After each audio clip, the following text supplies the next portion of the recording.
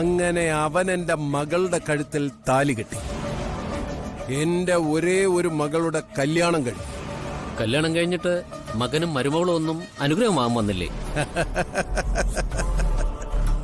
എന്റെ അനുഗ്രഹം ഒരു ജന്മം മുഴുവൻ അവൾക്കുണ്ട്.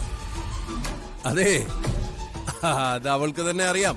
പിന്നെ നേരിട്ട് വന്ന് കാണുന്ന എന്തിനാ? ഒന്ന് ആഞ്ഞു ശ്രമിച്ചിരുന്നെങ്കിൽ സാറിന് കല്യാണത്തിൽ പങ്കെടുക്കാൻ അനുവാദം കിട്ടുമായിരുന്നു. എന്തിനാടോ വിനോദേ വെറുതെ കല്യാണത്തിന് പോയിട്ട്?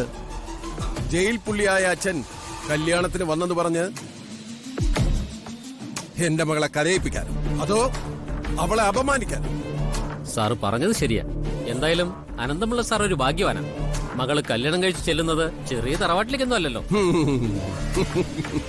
അതെ, പ്രതാപിയായ പ്രതാപവർമ്മയുടെ തറവാട്ടിലേക്കാണ് എന്റെ മകൾ വിവാഹിതയായി ചെല്ലുന്നത്.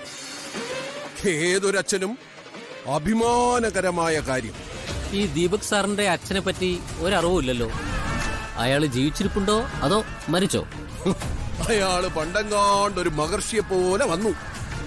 അംബിക അയാളെ പരിചരിച്ചതിന്റെ ഫലമായി സന്താന സൗഭാഗ്യം നൽകി അയാളൊരു താപസനെ പോലെ കാട്ടിലേക്ക് പോവുകയും ചെയ്തു. ജീവിച്ചിരിപ്പുണ്ടോന്ന് ഞാൻ ചോദിച്ചത്.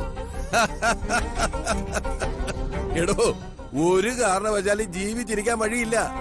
ലവളില്ലേ അംബിക, അവള് തട്ടിക്കളഞ്ഞു കാണും. എന്തൊക്കെ പറഞ്ഞാലും വർമ്മ സാർ നല്ല മനുഷ്യനാണ്. അയാള് നല്ല മനുഷ്യനായിരിക്കാം.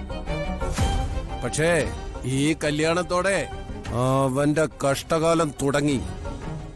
അതെന്തിനാ ഞാൻ നിന്നെ കാണുമ്പോ പേടിക്കുന്നത്? ഞാനോ നീയോ തെറ്റൊന്നും ചെയ്തിട്ടില്ലല്ലോ. ഇല്ല, പക്ഷെ എന്നെ കാണുമ്പോ രാജു പേടിച്ചതുപോലെ എനിക്ക് തോന്നി. അതുകൊണ്ട് ചോദിച്ചു പോയതാ. എനിക്ക് ഇപ്പൊ നിന്നോടൊരു കുറ്റബോധമുണ്ട്. ഞാൻ നിന്നെ തല്ലിയത് തെറ്റായി പോയി. ഒരു പെണ്ണിന്റെയും ശരീരത്ത് കൈവച്ചൂടാ. അത് തെറ്റ് തന്നെയാ. തല്ലിയതിന്റെ പിറ്റേ ദിവസം നിന്നോട് ഞാൻ മാപ്പ് ചോദിക്കുകയും ചെയ്തു. രാജു ഒരർത്ഥത്തിൽ എന്നെ തല്ലിയത് നന്നായി. രാജു ആ തല്ലി കിട്ടിയില്ലായിരുന്നെങ്കിൽ ഞാൻ പിന്നെയും രാജുവിന്റെ പിറകെ വരുമായിരുന്നു. കാരണം രാജുവിനെ എനിക്ക് അത്രയ്ക്ക് ഇഷ്ടമായിരുന്നു. ഇഷ്ടായിരുന്നു എന്നല്ല, ഇപ്പോഴും അതുപോലെ ഇഷ്ട. എന്റെ ദൈവമേ, വഞ്ചി പിന്നെയും തിരുനക്കര തന്നെ. ഇത് ആവർത്തിക്കരുതെന്ന് പറഞ്ഞിട്ടല്ലേ ഞാൻ നിന്നെ തല്ലിയത്. അതൊക്കെ ശരി തന്നെയാ. പക്ഷെ പ്രണയം എന്നത് എന്റെ അവകാശമല്ലേ രാജു. രാജു എന്റെ പ്രണയം നിരസിച്ചോ, എനിക്ക് കുഴപ്പമൊന്നുമില്ല. പക്ഷെ ഞാൻ രാജുവിനെ പ്രണയിക്കരുതെന്ന് മാത്രം പറയരുത്. കാരണം ആരെ പ്രണയിക്കണമെന്നുള്ളത് എന്റെ തീരുമാനം. ഇതെന്ത് വിചിത്രവാദം? നന്ദനെ, ഞാൻ ഇന്നൊരു ഭർത്താവാണ്. എന്നെ ജീവന് തുല്യം സ്നേഹിക്കുന്ന ഒരു പെണ്ണ് എന്റെ കൂടെയുണ്ട്. ആയിക്കോട്ടെ, ഞാനും ഇന്നു മുതൽ ഒരു ഭാര്യയാ. ഭാര്യയായി എനിക്ക് മറ്റൊരാളോടുള്ള പ്രണയം ഹൃദയത്തിൽ സൂക്ഷിക്കരുതെന്നുണ്ടോ? ഇത് വലിയ കുഴപ്പമാവുമല്ലോ. എന്തായാലും ഇന്ന് തന്നെ ഋതുവിനോടെല്ലാം തുറന്നു പറയണം. എനിക്ക് രാജുവിനോട് വളരെ വളരെ നന്ദിയുണ്ട്. എന്തിന്? ഞാൻ ഈ വീട്ടിലേക്ക് വരാൻ കാരണക്കാരൻ രാജുവാ. ഞാനോ? അതെ, ദീപകിനെ പോലത്തെ ഒരാളെ കല്യാണം കഴിക്കാൻ ഞാൻ തയ്യാറായതേ ഇപ്പോഴും ഞാൻ എന്റെ പഴയകാല പ്രണയത്തെ അത്രയും ആഴത്തിൽ ഹൃദയത്തിൽ സൂക്ഷിക്കുന്നതുകൊണ്ടാ. ഇയാളെന്താടോ പിച്ചുമ്പയും മറിയാണോ? എന്തൊക്കെ അപകടങ്ങളാ താൻ വിളിച്ചു വരുത്തുന്നെന്ന് അറിയൂ?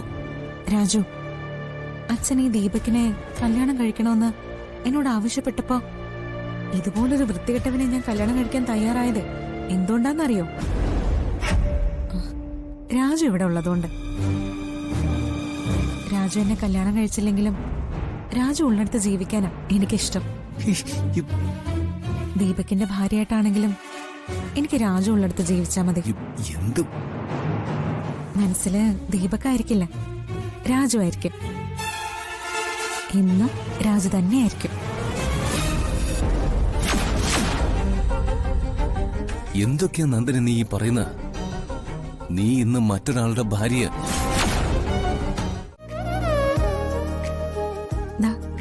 എന്റെ ദീപേട്ടന് ഒരു അപേക്ഷയുണ്ട്. ദീപു, എന്താ നന്ദു? അപേക്ഷിക്കൊന്നും വേണ്ട. എന്റെ നന്ദു ആജ്ഞാപിച്ചാ മതി. ഈ പാലിന്റെ പകുതി ഞാൻ കുടിക്കണമെന്നല്ലേ ഫസ്റ്റ് നൈറ്റിന്റെ നിയമം? ആ, ഞാൻ സിനിമയെ കണ്ടുപിടിച്ചതാ. അതെ, അതങ്ങനെ തന്നെ നിയമം.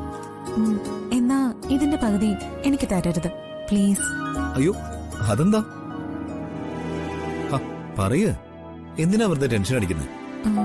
എനിക്ക് രാത്രി പാല് കുടിച്ചാലേ ഞാൻ വൊമിറ്റ് ചെയ്യും. വെളുക്കോളം ഞാൻ വൊമിറ്റ് ചെയ്യും. അയ്യോ, അപ്പൊ എന്ത് ചെയ്യും? ദീപ് മാത്രം കുടിച്ചാ മതി. ഹേയ്, അത് പറ്റില്ല. നമുക്കൊരു കാര്യം ചെയ്യാം, ഇത് രണ്ടുപേരും കുടിക്കണ്ട. എന്താ ദീപു ഇത്? ചടങ്ങ് ചടങ്ങായി തന്നെ നടക്കണ്ടേ?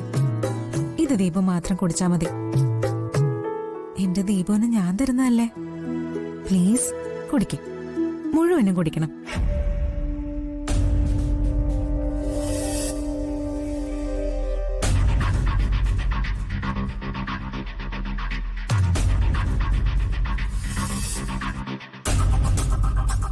ഇനി നീ സുഖമായിട്ട് കിടന്ന് ഉറങ്ങടാ. നിന്നെ ഒന്ന് ഉറക്കാനല്ലേ ഞാൻ ഈ അഭിനയമൊക്കെ കാഴ്ചവെച്ചത്.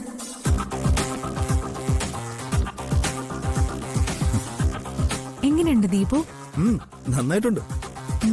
അതും എന്റെ നന്ദുവിന്റെ കൈ കൊണ്ട് ഞാൻ വാങ്ങി കുടിച്ചപ്പോ ഹോ, എന്താ ഒരു മധുരം! ഇതാണ് കൽക്കണ്ട പാൽ.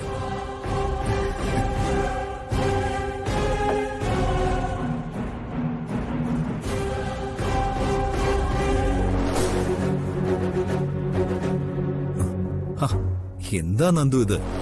ഒന്ന് അടങ്ങി നിക്ക്. നമുക്കൊരു 10 മിനിറ്റ് പേഴ്സണൽ ആയിട്ട് സംസാരിക്കാം. അത് കഴിഞ്ഞ് ഫസ്റ്റ് നൈറ്റിലേക്ക് കടക്കാം. എന്തു പറയുന്നു? ഓക്കെ.